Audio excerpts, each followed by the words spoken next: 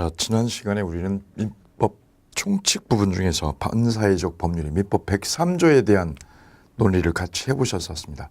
103조는 법률의 위 내용이 반사회적일 때 그 법률의 위를 무효로 한다, 이런 주문이 되겠습니다. 그래서 103조가 의미하는 바는 뭐냐면 계약자한테 계약은 자유롭게 해라 이거죠. 계약은 자유롭게 하고 싶은 대로 해라. 근데 103조는 뭐를 통제하겠다는 거냐? 내용입니다. 내용.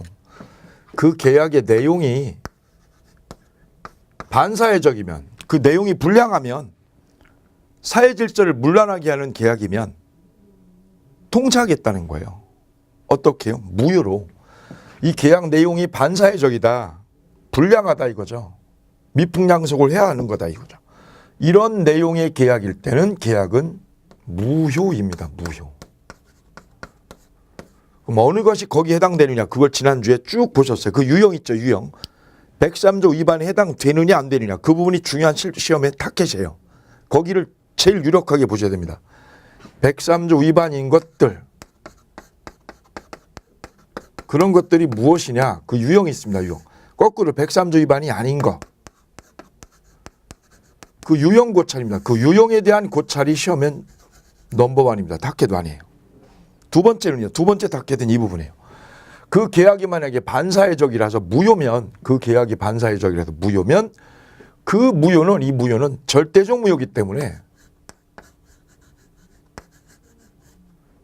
이 당사자 두 사람한테만 무효가 되는 게 아닙니다. 모든 사람한테, 이 거래하고 관련된 모든 사람한테. 이걸 뭐라고 하냐, 우리는 제3자라고 그래요. 제3자. 선의 제3자한테도, 이거 제3자한테도 뭐가 되느냐, 이 계약은 무효로 돼요. 이걸 절대적 무효라고 그래요. 절대적 무효. 그래서 절대적 무효라는 말은 머릿속에 이렇게 생각하시면 돼요. 계약은 이 두 분이 했다, 이렇게 두 분이 첫 계약을 했다 예컨대 A하고 B하고 첫 계약을 했다. 그 첫 계약은 반사회적이죠. 그리고 무효일 때, 그 무효는 누구한테요? 이 두 사람한테만 무효가 아니라 누구한테요? 모든 사람한테 싸그리 무효예요. 싸그리. 그래서 절대적 무효는 이렇게 생각하시면 돼요. 싸그리 무효다. 이렇게 정리하시면 헷갈리지 않으실 거예요. 103조 위반은 절대적 무효고, 절대적 무효는 뜻이 두 사람한테만 무효가 아니라 누구한테도요? 선의 3자한테, 이 사람한테도 이게 무효라는 거. 이게 무효라는 거를 이 사람한테도 대항할 수가 있는 거예요. 얘가 선이라고 그래도, 몰랐다고 그래도, 나 몰랐어 이게 무효인 거, 그래도 소용없어. 무효야, 무효. 왜요? 싸그리 무효거든. 그래서 A는 이 계약이 무효인 거를 누구한테도, 선의 3자에게도, 이 선의 3자에게도 얘가 뭐 할 수 있어요? 주장할 수 있는 거 이렇게요. 선의 3자에게 뭐라고요? 무효다라고, 무효라고 대항할 수 있는 거, 이걸 절대적 무효라고 그래요. 거꾸로 선의 3자는, 이 선의 3자는 A한테 이걸 뭐라고요? 유효다라고. 내가 몰랐으니까, 내가 선이니까 뭐라고, 유효라고 하는 건 안 되는 거예요. 얘가 유효라고 우길 수 없다. 유효라고 주장을 하느냐 못하느냐, 주장을 못하는 거예요. 왜요? 싸그리 무효인데. 요 의미입니다. 요 의미. 이걸 절대적 무효라고 그래요. 절대적 무효는 A가 이 무효를 누구한테도, 선의 3자에게 대항할 수 있다는 의미. 자, 그게 103조가 규제하고자 하는 첫 번째 핵심이고요. 두 번째는 불법원인 급여가 나와요. 교재 352페이지 보면 1번이 절대적 무효고요. 절대적 무효의 특징은 모든 사람에게 무효를 대항할 수 있다는 점에 있다는 점. 옆에 오답 질문을 볼까요? 반사회적 행위의 무효는 선의 3자에게 대항할 수 없다. 대항할 수 없는 게 아니라 있는 거예요. 이 시험 아주 잘 나오는 논지이고요. 두 번째는 당사자가 추인을 해도, 이 당사자가 이걸 무효인 걸 추인을 해도, 추인은 뭐냐면 내가 인정하겠다. 이 첫 계약을 뭐 하겠다? 인정하겠다고 그러는 거예요. 인정하겠다는 걸 추인이라고 그래요. 인정하겠다, 내가 인정한다고 아무리 추인을 해도 이거는 절대적 무효이기 때문에 효력을 주지 않습니다. 추인해도 효력이 없습니다. 이게 절대적 무효의 두 가지 특징. 다음 두 번째 가요. 불법원인 급여가 여기에 작동이 되는데, 그게 뭐냐면 첩에게 준 아파트, A가 B에게 준 아파트를, 이 아파트를 뭐라고 표현하냐면 불법원인 급여라고 그래요. 불법원인으로 준 거. 불법원인에게서 준 아파트는 찾아올 수 없다, 이거. 못 찾아온다. 이걸 뭐라고 부르냐면 불법 원인 급여 이렇게 부릅니다. 찾아올 수 없다는 거죠. 왜냐? 찾아오게 되면 이 남자분이 첫 계약으로 준 아파트를 찾아오게 되면 이 여자분을 뻥 차버리고 또 다른 여자를 또 취할 테니까. 그래서 아예 못 찾아오게 한 거죠. 이 아파트를. 이 아파트를 뭐라고 부르냐면 불법 원인 급여 이렇게 명명합니다. 자, 그래 거기 책 볼게요. 불법 원인 제공자는 급여물을 부당이득으로 반환 청구할 수 없고 소유권에 기한 반환 청구도 할 수가 없다는 점입니다. 여기 아주 중요한 맥이 있습니다. 거기 별 2개 하실게요.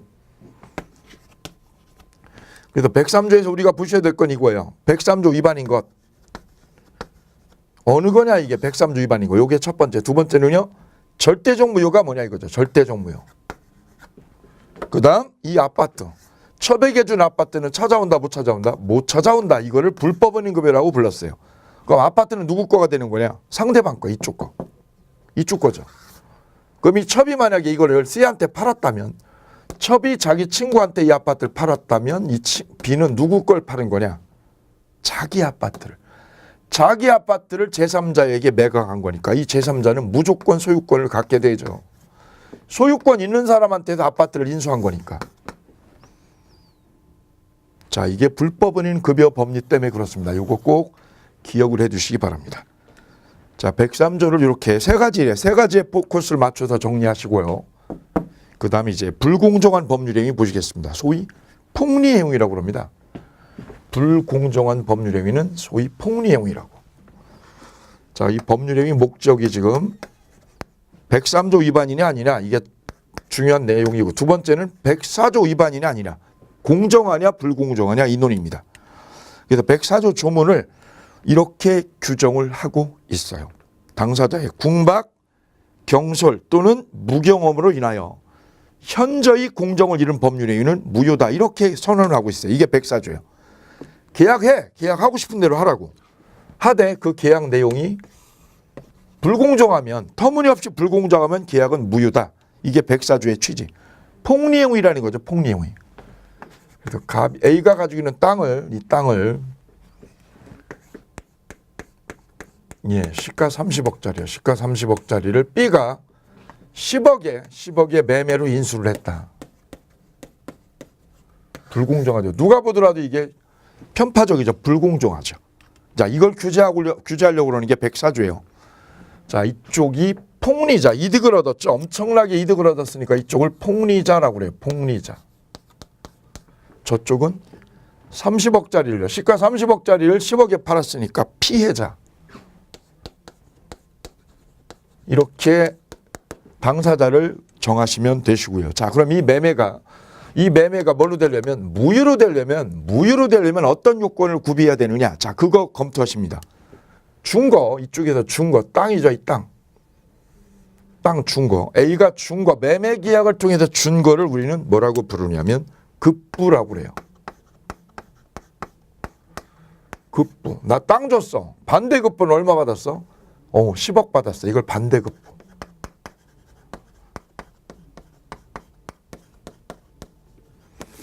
급부하고 반대급부가 터무니없네. 현저히 불균형이야, 이거.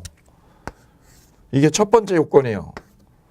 급부하고 반대급부가 뭐 할 때? 현저히 터무니없이 불균형이야. 균형을 잃어버렸어. 이걸 객관적 요건이라고 그래. 객관적 요건. 이때 불균형 여부요. 불균형을 판단한 시기는 언제냐? 불균형 판단 시기는 언제냐면 계약 성립 당시가 기준이에요. 계약서 쓸 때. 계약서 쓸 때니까 언제 기준? 성립 당시요. 이 성립할 때, 계약서 체결할 때 불균형이 있냐 안 있냐 이걸 따져줍니다. 따라서 우리 대법원 판례가 이런 게 있어요. 계약할 때 만약에 이게 10억이 아니라 만약에 B가 30억 주고 샀어요. 이걸 30억 주고. 정당한 대가죠. 30억짜리 30억에 샀죠. 폭리 아닙니다. 근데 계약서 쓰고 나서 그 주변이 신도시로 지정이 되면서 땅값이요. 2배 이상 올라버렸어요. 2배 이상. 폭등했죠. 언제 폭등한 거예요? 계약 체결 후에. 체결 후에 폭등한 거는 이분이 폭리를 한 게 아닙니다. 운이 좋았을 뿐이지 폭리한 게 아닙니다. 따라서 이게 불균형하냐 안 하냐, 급부하고 반대급부가 불균형이냐 아니냐는 계약 성립 당시가 기준이지, 계약 성립 후에 가격이 뭐한 거, 폭등한 거, 이거는 전혀 상관이 없다는 거죠. 그래서 불균형해야 되는데 이 불균형이 언제 기준이냐, 성립 당시라는 거. 이 부분이 전원합의체니까, 전원합의체 판례니까 꼭 기억을 해 주시기 바랍니다. 여긴 중요한 출제 맥이 되겠습니다. 두 번째요, 불균형만으로 계약이 무효가 되지 않고요, 우리 백사조 보시면 궁박, 경솔, 무경험 이렇게 돼 있어요. 이걸 주관적 요건이라고 그래요. 주관적 요건. 주관적 요건을 갖춰야 돼요. 불균형하다. 그리고 이분이 궁박했느냐 이거죠. 궁박했느냐. 궁박. 그 다음 경솔. 그 다음 무경험입니다. 무경험. 문제는 이것이 세 가지가 아니라 몇 가지냐면 이 중에 한 가지면 돼. 한 가지면. 왜냐? 또는으로 돼 있거든요. 또는. 궁박, 경솔 다음에 또는이에요. 또는. 오화죠. 오화. 오화니까 세 개 중에 몇 가지? 한 가지면 돼요. 한 가지면. 한 가지. 이 한 가지를 어떻게 하면 돼요? 이쪽에서. 폭리자가 이용하는 거. 제가 궁하다 지금. 경솔해 아니면 제가 무경험이야. 저걸 어떻게 하는 거 이쪽에서. 이 알고 이용하는 거. 알고 이용할 것. 이걸 뭐라고 그래? 악의라고 그래. 악의. 악의로 이용해야 됩니다. 그래야 이거는 무효가 되는 거예요. 조심할 거는 세 가지가 아니라 몇 가지? 한 가지입니다. 이때 궁박이다라는 거는 궁하다는 거거든요. 궁하다. 보통 궁하다라는 거는 쪼들리는 건데 경제적인 궁박. 경제적인 궁박뿐만 아니라 정신적으로 쪼들리는 것도 들어가요. 정신적으로 또는 심리적으로. 여기가 중요한 맥. 그래서 궁박은 경제적인 원인과 뭐까지 포함하느냐? 심리적인 것까지요. 예, 이게 중요한 맥이라는 거 기억해 두시고요. 그 다음 경솔했다. 그 다음에 무경험이었다. 무경험도 또 하나 유념할 게 있는데요. 무경험. 우리가 무경험이라는 거는 경험이 없다는 거죠. A가 이 땅을 팔 때 부동산 거래는 첫 경험이에요. 첫 경험. 처음으로 땅을 팔아보는 거지. 부동산 거래를. 근데 이분이 연령이 42세면 사회생활은 지금 계속 직장생활을 하고 계세요. 근데 부동산만 처음 팔아보는 거죠. 그러면 이분은 사회생활 경험으로 보면 유경험자고 부동산 거래를 놓고 보면 첫 경험이니까 무경험자입니다. 이때 무경험이냐 아니냐 이 판단을 우리 대법원은 뭘로 하느냐면 사회생활 경험이 있냐 없냐. 사회생활 경험 유무 이걸 가지고 판단한다는 거예요. 이 부분 유념하셔야 되겠습니다. 자, 그리고 우리 책 보시면 주관적 요건에 거기 주관적 요건에요. 쌍괄호 2번이 나옵니다. 무경험이란 뭐를 의미하느냐? 어느 특정 분야에서 경험 부족을 말하는 게 아니라 거래 일반에 대한 경험 부족. 거래 일반은 뭐예요? 사회생활입니다. 사회생활 경험의 부족을 무경험이라고 얘기한다는 거 유념하셔야 돼요. 나 부동산 처음 팔아봐. 이걸 말하는 게 아닙니다. 그 다음에 주의하실 부분은 이 매매를 A가 직접 나서서 한 것이 아니라 대리인을 통해서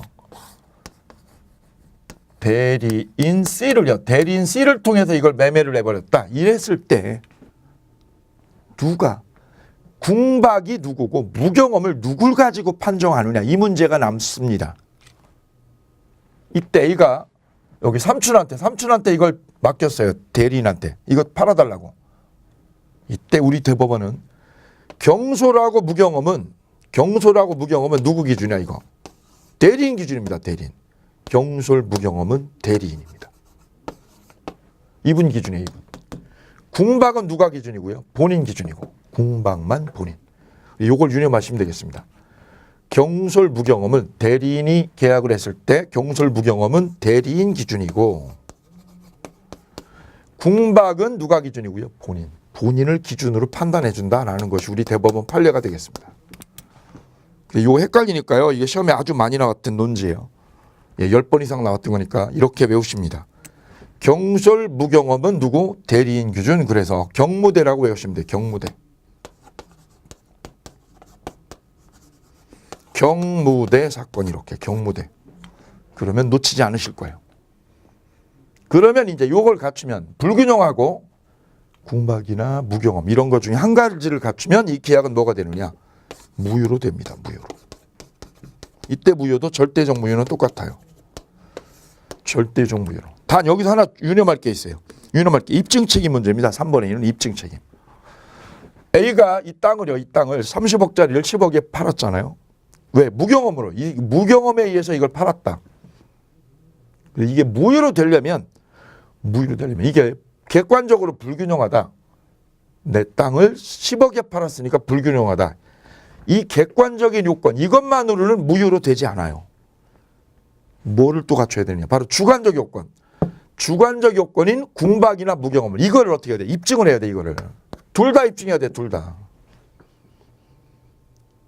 그래서 급부와 반대급부의 현저한 불균형을 입증하면 궁박이 추정되는 게 아닙니다. 추정되는 게 아니라는 말은 뭐야? 이게 추정되지 않는다는 말은 입증해라 이거죠. 네가 이것까지.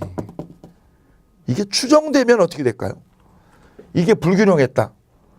급부하고 반대급부가 불균형했다 이거. 이것만으로 이게 추정되면 어떻게 돼? 추정되면 입증 안 해도 되는 거예요.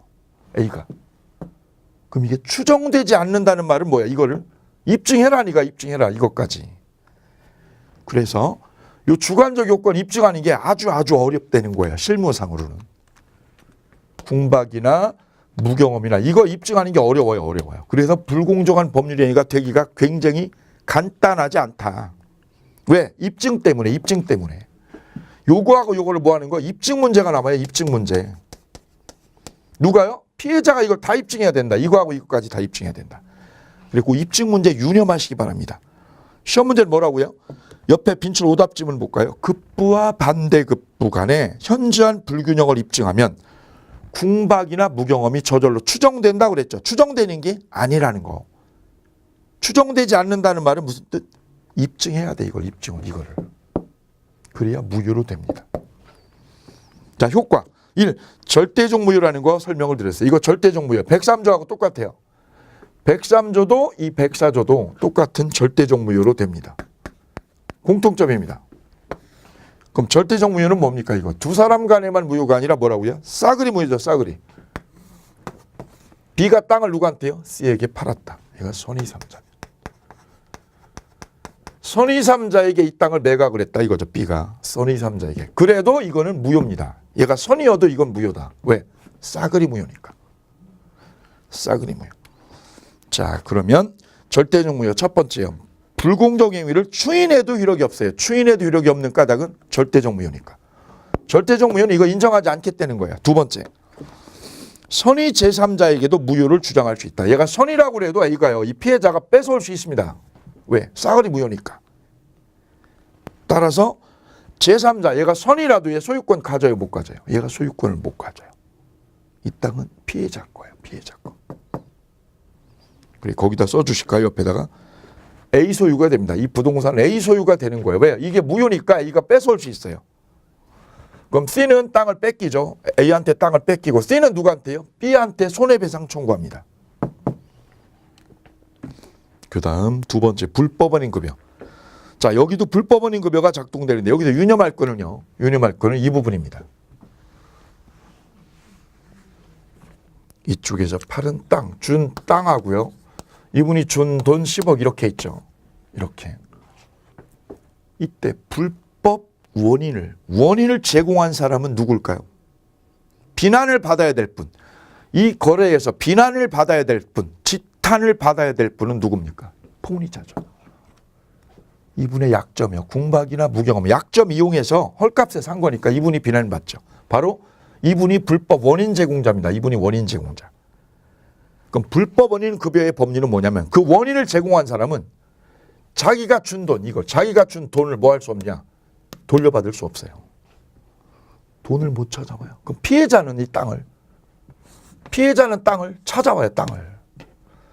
얘는 돌려받아요. 땅 돌려받아요. 근데 B는 뭐를 못 돌려받아요? 돈을 못 돌려받아요. 오케이. 그러면 B는 폭리자 보세요. 땅 뺏기고 뭐 못 찾아오고 돈도 못 찾아오는 거예요. 왜요? 불법 원인을 자기가 저질러서.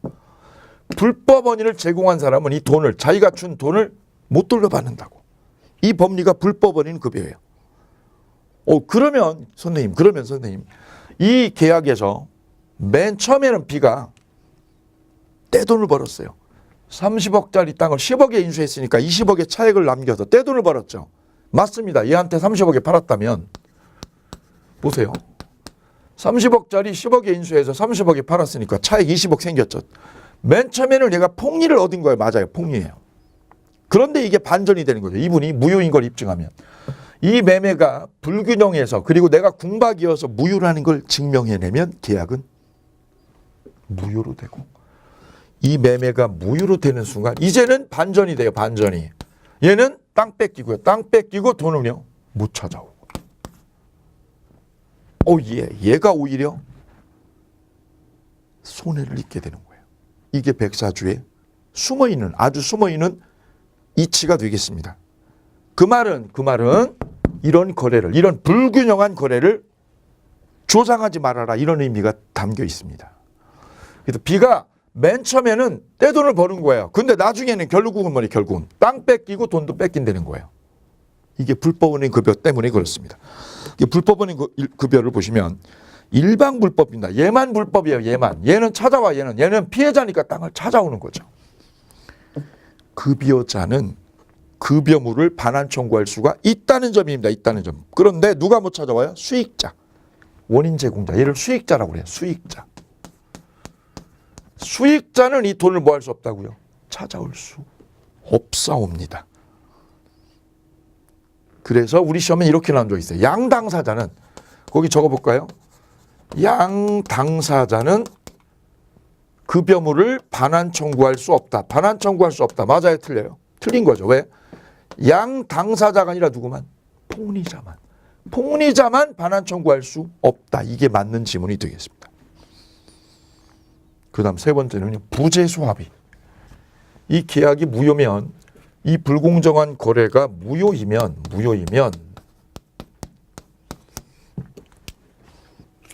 A가 이 땅을 찾아올 수 있죠. A가 땅을 찾아올 수 있어. 이거 입증하면, 무효인 거 입증만 하면, 이때 이 B가 머리를 좀 굴린 거예요. 머리를. 잔머리를 굴린 거죠. 어떤 잔머리를 굴린 거냐면, 얘가 소송을 통해서 이걸 뺏어가게 되면 내가 기껏 작업한 게 다 도로 나무합이 타불이 되니까 B가 머리를 좀 굴려서 어떻게 한 거냐면, 소재기하지 마라. 소재기하지 마. 이걸 부재소합의라고 그래요. 부재소합의. 이 각서를 받은 거예요. 매매계약서 말미에다가 특약사항으로 이걸 넣은 거죠. 소재기하지 않는다. 민형사상. 이 합의를 부재소합의라고 그래요. 이걸 받아둔 거죠. B가. 왜? 얘가 나중에 소송 걸면 이거 뺏기게 되니까. 이분은 공부하신 분이야. 이때 우리 대법원은, 여기 잘 보실까요? 요 각서대로 하면 어떻게 돼요? 각서 내용을 존중하게 되면 이분은 소송하면 안 되죠. 찾아올 수 없어요. 근데 우리 대법원은 이 각서조차도, 이 각서가 뭐냐? 이 매매계약서의 일부거든요. 이게 전체가 다 뭐의 일부예요? 매매계약서의 일부로 각서가 그 안에 들어있는 거죠. 그럼 이 매매계약이 뭐가 되니까요? 무효가 되니까, 매매계약서가 무효니까 이 각서도 계약의 일부라서 싸그리 무효가 되는 거예요. 이것도 효력이 없어요. 이 각서도. 그러면 A는 소송을 걸어서 찾아온다 못 찾아온다? 이게 무효니까 이거 무시해버리고, 부재수합의 무시해버리고 A는 뭐 할 수 있다? 소송으로 뺏어올 수 있다는 겁니다. 있다는 거야. 이게 부재수합의가 무효라는 의미. 자, 그래서 불공정 행위로 무효이면 소송을 제기하지 않는다는 부재수합의를 해도 무효입니다.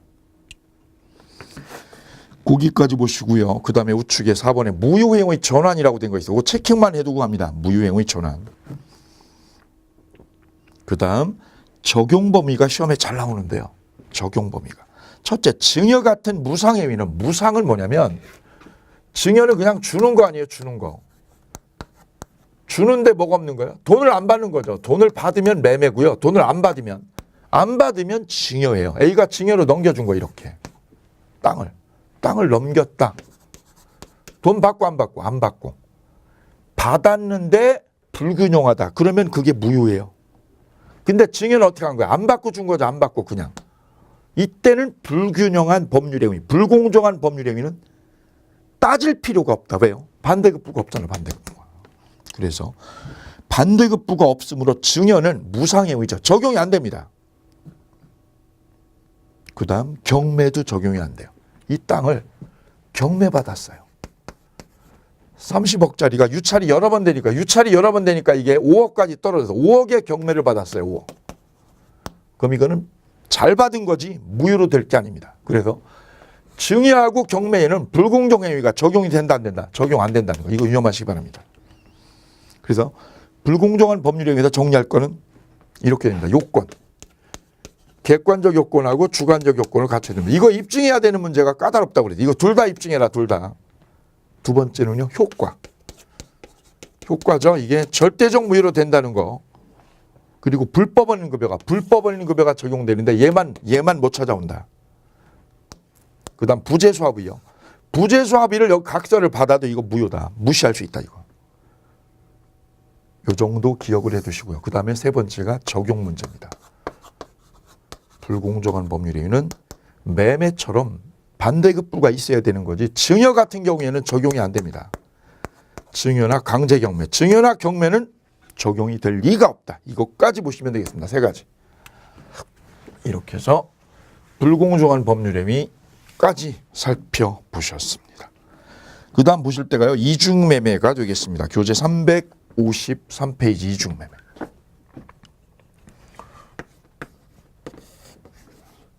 이중매매는 매매를 이중으로 했다는 의미가 되겠습니다. 소위 이중계약이라는 거죠. 계약을 이중으로 했어. 그 이중매매 이렇게 부릅니다. 갑이 을하고 매매를 했고 이렇게 을하고 매매 계약을 하고 다시 이걸 또 파는 거죠. 이렇게. 이게 이중매매입니다. 그럼 이 땅을 아파트를 부동산을 을에게 매매 계약을 했다. 3월 1일 날.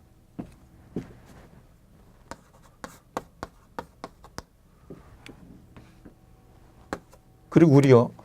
계약금을 걸었어요. 계약금을. 만약에 계약금 여기다 6천만 원을 걸었다. 이렇게 해볼게요. 이 상태에서 을하고 매매 계약할 때 이게 6천이니까 총액은 6억이에요. 총액 6억입니다. 6억에 계약을 했어요. 근데 병이라는 분이 와가지고 이 땅이 마음에 들으니까 나한테 넘기셔요. 10억에 넘기세요. 10억에. 이분이 제의를 한 거지 이렇게. 나한테 10억에 팔어. 이분 흔들리죠. 왜? 여기 6억인데 여기는 10억이네요. 그래서 갑이 이렇게 병에게 또 팔아도 됩니까? 이게 이중매매가 되겠습니다. 또 팔아도 되는 거야 안 되는 거예요? 이 부분이 첫 번째입니다. 계약금만 건너간 상황에서는 아무 문제가 없어요. 왜냐하면 계약금만 받은 상황에서는 매도자가 이거 2배를 주고요. 2배를 주고 이 매매 계약을 파기할 수 있어요. 단 그 전제 조건은 계약금만 받았을 때다. 중도금까지 받아버리면 중도금까지 들어와 버리면 계약금 2배 주고요. 1억 2천을 주고 파기할 수가 없거든요.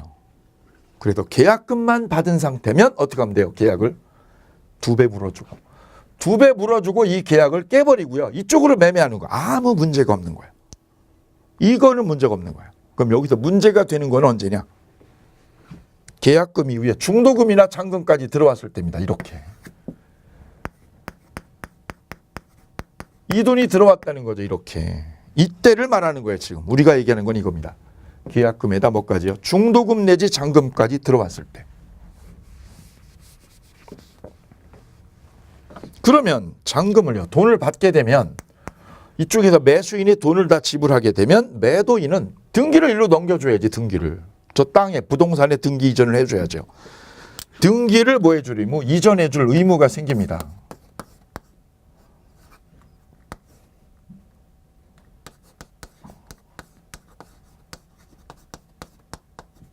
등기를 넘겨줘야지. 왜? 돈 받았잖아. 그러면 을은 뭐가 생기나요? 등기 나한테 가져와. 등기 가져와.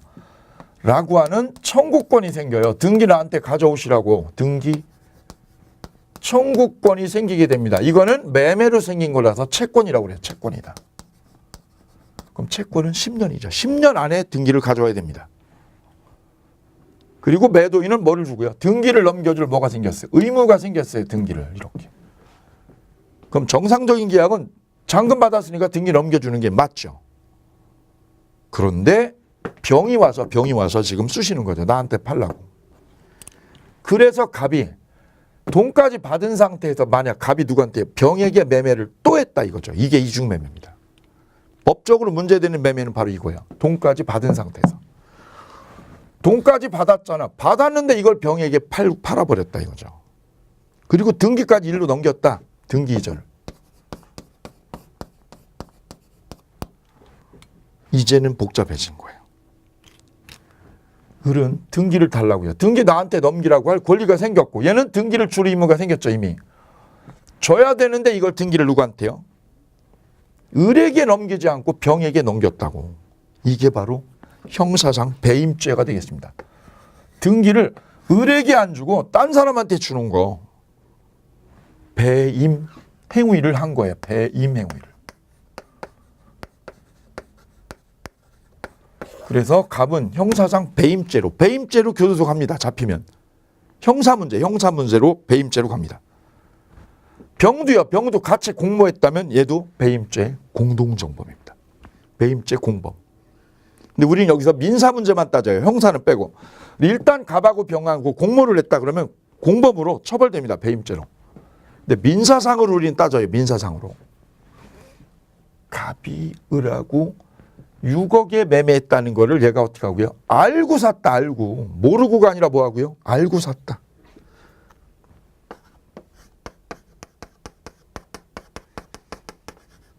그래도 이건 무효가 아니라 유효예요. 알고 샀어도 유효입니다. 유효. 악의여도요. 왜요? 이중계약하고 안 하고는 얘 자유거든요. 얘 마음입니다.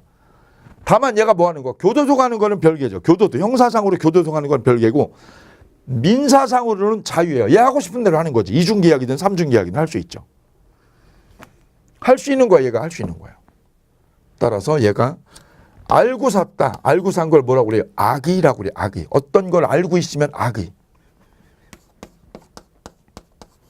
악의여도 무효 유효? 유효라는 점입니다. 유효라는 점. 그럼 등기까지 얘가 했고 알고 있었고 그래도 땅은 누구 거냐? 병 거예요. 얘가 소유자 되는 거예요. 병 소유예요. 땅은 병 겁니다. 악의여도 이 부동산은 누구 거? 병 소유가 돼요. 병. 못 찾아와요. 이때 을은 누구한테요?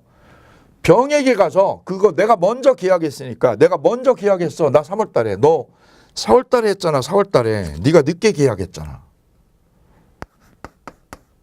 이때 을이 누구한테요? 병에게 가서 등기 내놓으라고 이거.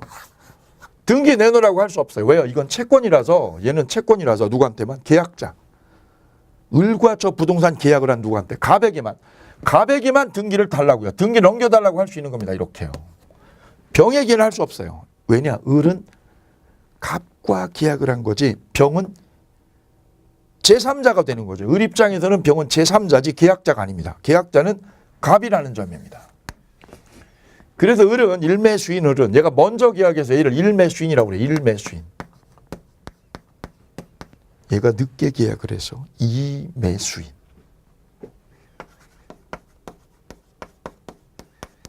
그럼 일매수인하고 이매수인은 계약을 한 적이 없죠. 서로 계약서 쓴 적이 없습니다. 그래서 을이 누구한테요? 병에게 땅 내놓으라고. 그 땅 내가 먼저 찜한 거야 라고 달라고 할 수 없어요. 전혀. 달라고 할 수 없어요. 왜? 채권이라서. 그래서 을은 누구한테요? 갑에게만 등기를 넘겨달라고 할 수 있는 거예요. 이때 갑은 등기를 누구한테요? 병에게 줬으니까 이 등기를 일매수자에게, 자기하고 먼저 계약한 일매수자에게 등기를 줘요, 못 줘요, 이거? 줄 수가 없네. 왜? 병에게 줘서 이거 등기를 줄 수가 없네. 그걸 우리는 뭐라고 하느냐? 이행불능이라고 그래요. 이행불능이다.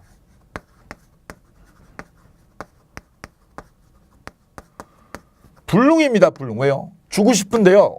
지난주에 병한테 넘겼어요. 그래, 이행불능입니다. 그럼 을은 어떻게 하겠어요? 등기를 줘야지. 나한테 땅을 줘야지, 땅을. 난 그 땅을 원해. 못 주는데요, 병에게 넘겨서. 그러면 을은 갑에게 뭐를요? 계약 해제를 해버리고 너 이행불능이잖아. 등기 못 주잖아. 그러면 이 매매 계약을 해지하고요. 해제를 한 다음 손해배상을 겁니다. 갑한테.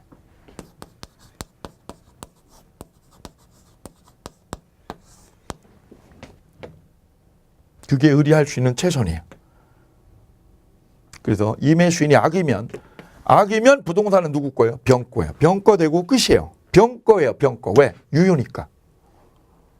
을은 아무리 저 땅을 원해도 이 땅이 마음에 들어서 원해도 나 저기다 전원주택을 꼭 줘야 되겠어. 아무리 원해도 을은 땅을 가져올 수 없어요. 땅을 가져올 수 없어요.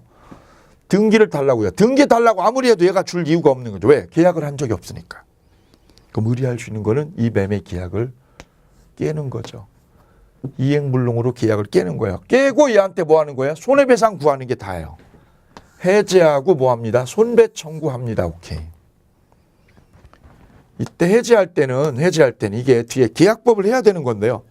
계약법하고 연결이 돼 있어도 뒤에 계약법 파트하고 맞물려져 있다는 점 미리 말씀드리면 이행불능이면 얘가 줄 수 없는 거잖아요. 줄 수 없을 때는 얘가 최고장을요. 최고장을 보낼 필요가 없어요. 최고 없이. 그냥 계약 해제하고 손해배상 요구하면 됩니다. 그 밑에 손해배상은 여기서 유념할게요. 계약할 때는 6억이었죠. 이거 6억이었죠. 근데 얘한테 넘길 때는 이 땅이요. 10억이었어요. 그럼 얘가 얘한테 변상해 주셔. 이 땅값 변상해 달라고 할 때 금액은 얼마일까요? 이것도 시험 문제. 계약할 때 가격 6억. 병에게 넘겨줄 때는 얼마? 10억. 그럼 얘가 변상받아야 될 금액은 6억, 10억. 10억입니다. 10억은 뭐예요? 불능당시요. 얘가 병에게 넘겨주는 순간 이게 불능이 되죠. 바로 불능당시 시가 10억을 변상받아야 됩니다. 이게 우리 판례입니다. 그래서 유효일 때는 계약은 끝난 거예요. 얘 거 되고 땅은 병 거 되고 을은 뭐 하고요? 갑 찾으러 지금 사방팔방 쫓아다니는 거지. 얘 찾으러. 왜? 이놈을 잡아야만, 이 갑을 잡아야만 뭐 할 수 있으니까요. 이걸 받아내니까. 이게 답니다. 유효일 때는. 그럼 얘가 땅을 찾아오는 경우가 있어요. 땅을 찾아오는 경우 언제냐?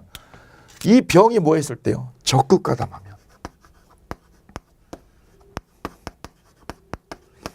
적극가담했다는 거는 갑하고라고 매매가 됐다는 걸 알고요. 알고 얘가 껴드는 거예요. 얘가 껴들어가지고 어떻게 한 거예요? 갑을 꼬신 거예요. 꼬신 거. 나한테 팔어. 나 이미 계약했는데요. 아니야. 나한테 팔라고. 왜? 10억 줄게. 이거 흔들리면 안 되죠. 왜? 배임죄거든. 이게 배임죄거든. 이거 팔면 배임죄로 얘가 교도소 가죠. 그런데 얘가 돈이 궁하니까 파는 거예요. 누구 꼬임에 빠져서? 임해수인이죠. 임해수인의 뭐에 의해서 적극가담하여 얘가 팔았다. 그러면 이 이중매매, 요 이중매매는 무효가 됩니다. 이게 무효가 돼, 이 매매가. 이때 적극가담은 얘가 뭐 한 거예요? 꼬신 거예요. 갑을 꼬시거나 해유하거나 권유하거나 기망을 했거나. 이걸 적극가담이라고 그래요. 적극가담 꼭 기억하셔야 돼요. 요 이중매매가 요 두 번째 매매가 요게 1매매, 2매매. 요 2매매가 유효냐 무효냐는 이걸로 판정이 돼. 이걸로. 적극가담을 하면 뭐가 되고요? 무효가 되고 그냥 알고 있었다. 둘이 1월 3월 달에 계약한 걸 얘가 알고 샀다. 알고 사면 문제가 안 돼요. 병은 책임 없어요. 형사상으로 책임지는 건 별개고 민사상으로는 얘가 소유권 갖는 거예요. 다만 뭐 할 때만 적극가담하면 무효라는 점입니다. 그럼 여기서 적극가담하면 어떻게 되느냐? 이게 무효니까. 요 매매가 무효예요. 왜 무효일까요? 이거 누구 때문에 이 거래 질서가 문란해진 겁니까? 누구 때문에? 바로 병 때문이죠. 이놈 때문이에요. 이 두 놈 때문에. 이 두 놈 때문에 거래 질서가 아름다워야 되는데 문란해졌죠. 바로 이게 103조 위반이 된 거예요. 그래서 이중매매가 여기서 나오게 된 거예요. 이중매매가 뜬금없이 나오게 된 거는 103조 위반하고 관련이 있어서 그래요. 그것도 언제만? 임해수인이 뭐 했을 때? 적극가담했을 때. 이때 무효로 된다라는 점이에요.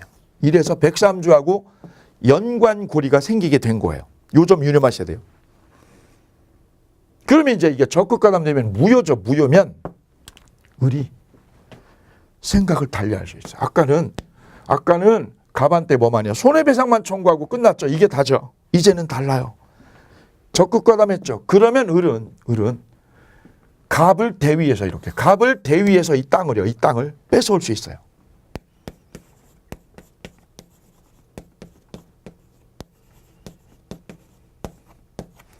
갑을 뭐해서 대위해서 이 땅을요. 이 등기된 거를 뺏어올 수 있어요. 어떻게 해요? 이 등기된 거를 말소해달라. 이 등기 말소해달라. 왜? 무효니까. 무효니까 말소를 해달라고 할 수 있어요. 이때 유념하실 부분은 갑을 뭐 한다는 점? 대위한다는 점이에요. 이게 시험 액센트 수십 번 나왔던 액센트 포인트입니다. 문제는 직접 하는 건 되냐? 을이 직접 가서 말소해 주셔. 을이 병에게 직접 말소해 주셔. 이거는 안 된다는 거죠. 을이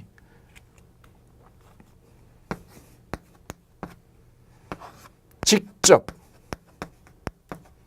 등기 말소는 할 수 없어요. 그럼 왜 직접은 못 하는데 대위는 왜 되고 왜 직접은 왜 안 되느냐? 을이 가지고 있는 이 등기 청구권이 채권이라는 점 때문입니다. 채권이라는 건 뭐예요? 계약자. 을이 계약을 한 게 누구예요? 갑이죠. 갑에게 주장하는 거지 제3자 병에게는 아무런 요구를 할 수가 없다는 점. 그래서 을은 누구한테요? 병에게는 직접 할 수 없어요. 그래서 갑을 뭐 할 뿐? 대위에서만 된다는 점이에요. 유념하실 거는 을이요. 을이. 요 이중매매. 얘가 늦게 매매한 거죠. 요게 먼저 한 거고 요게 한 달 뒤에 한 거죠. 이중매매를 을이 채권자 취소권.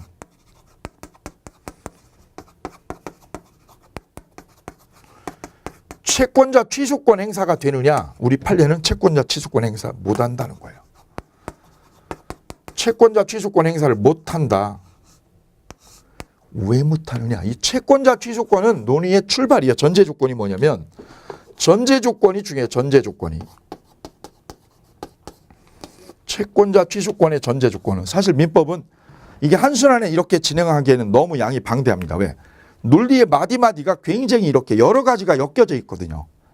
그 여러 가지가 엮여니까 한꺼번에 이렇게 끌고 가려니까 힘이 많이 들어갈 수밖에 없습니다. 과부하가 계속 걸리는 거예요.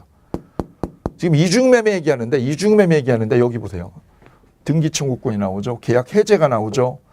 채권자 취소권 나오죠. 이게 다 별개 법리거든요. 이게 지금 한꺼번에 물려 들어오는 거거든요. 그래 과부하가 계속 걸릴 수밖에 없다는 점 유념하시고 한 번 더 두 번 재생을 해서 보셔야 이 부분이 완벽하게 뚫리실 거예요. 보통 오프라인 학원에서는 4순환이나 3순환을 하거든요. 이런 맥락 때문에 그렇습니다. 채권자 취소권을 언제 쓰는 거냐? 얘가 얘한테 금전 받을 게 있을 때, 금전 채권이 있을 때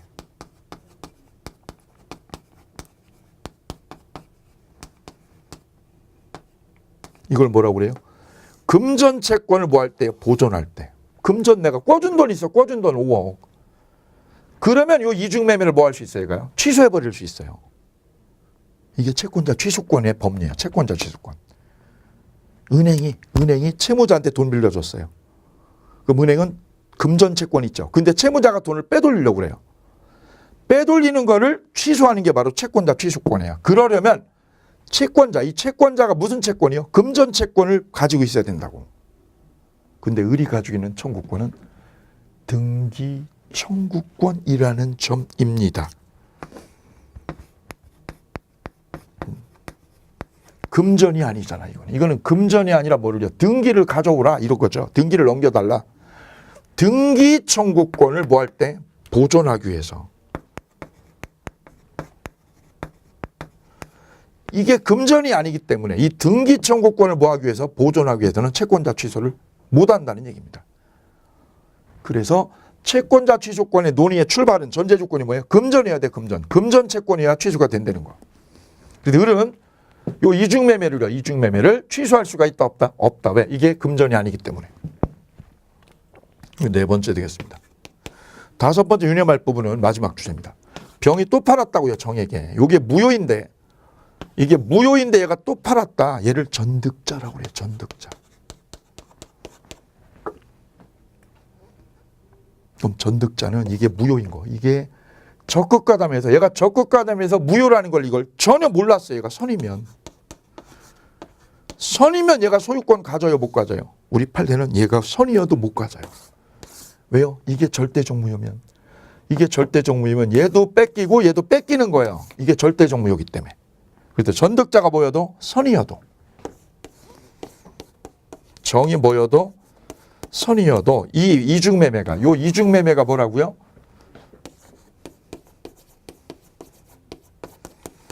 유효라고요. 유효라고 우겨 못 우겨. 못 우깁니다. 못 우긴다.